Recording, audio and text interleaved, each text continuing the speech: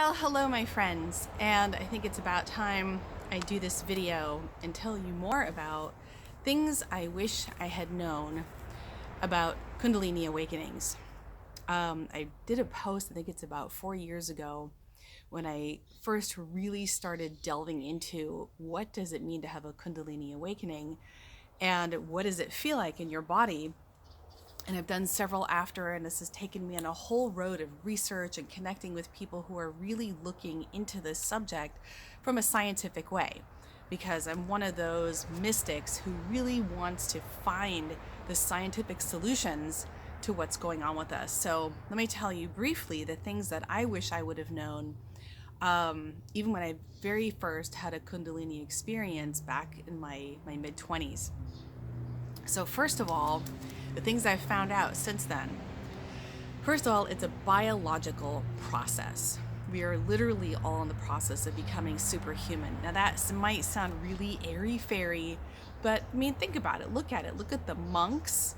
Look at all the technological innovations that have come along to find, how do they manage to for example, like hold their breath? How do they manage to sweat through ice? I mean, how do monks manage to change their own neurochemistry? There are actually research studies that point to this.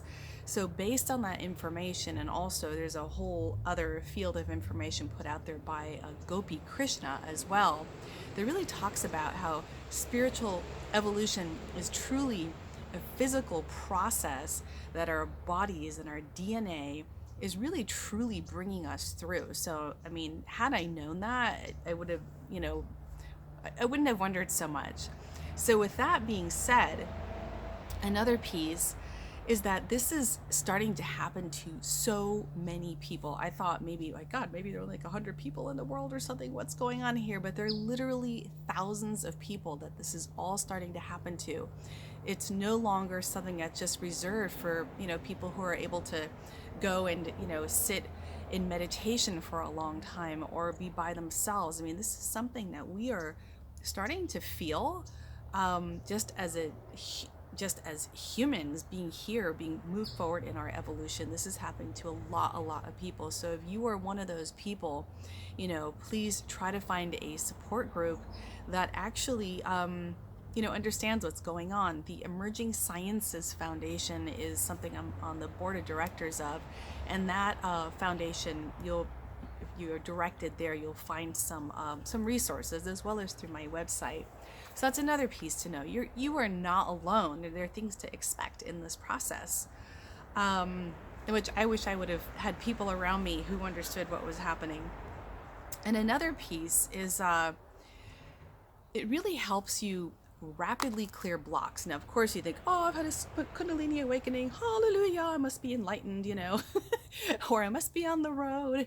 Well, actually, what starts to happen is you become invited by the universe to work on your stuff, the things that block you through fear. I mean, what fears are blocking you? So basically, through having, let's say, an additional core of conscious energy moving through you. You think about it, you become more conscious now, you become more self-reflective, and therefore any type of trauma, any type of post-traumatic stress, any type of unresolved issues, they are now going to come in your face after a peaceful period, and they're going to really, you're going to have to move through them. And that's the piece within Kundalini awakenings that people really struggle with.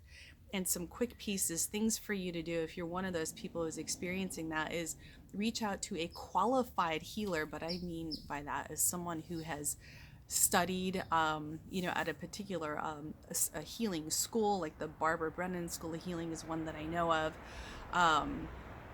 Also has really studied and has done it for a number of years, I would say, and go to one of those types of energy healers to help heal your energy body. Because what can happen is you can get tears because of the surge of energy. You can get a tear in your field, which then makes you feel even more imbalanced.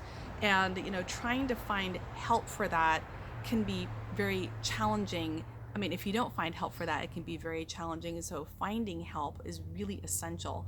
So energy healing, but someone who's really qualified, even going to a therapist, somebody who understands spiritual experiences to really help you move through your blocks and to release trauma. And some of it can very much feel like post-traumatic stress. And, you might need some additional tools to help your body calm down with that.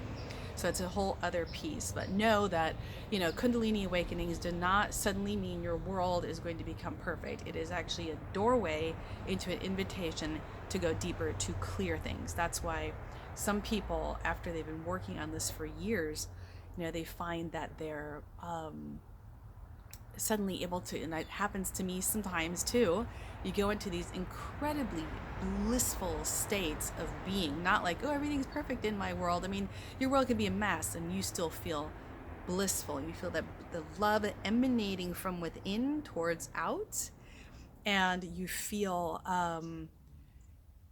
you're super conscious in the sense of you feel things and you're able to really transmute anything that comes towards you and see it for what it is. And I can say I've had periods of time that it comes and goes, and of course we all hope we can stay in those states. That would be a very nice thing, to be human and stay in all those. But it's just like waves of contraction and expansion with spiritual growth. Those things will come and go as we grow. And so to just learn how to self-accept under, self-love, self-acceptance in those periods of contraction is really, really important. I wish I would have known that. Let's see, I made a little list here. The balance, your quiet mind,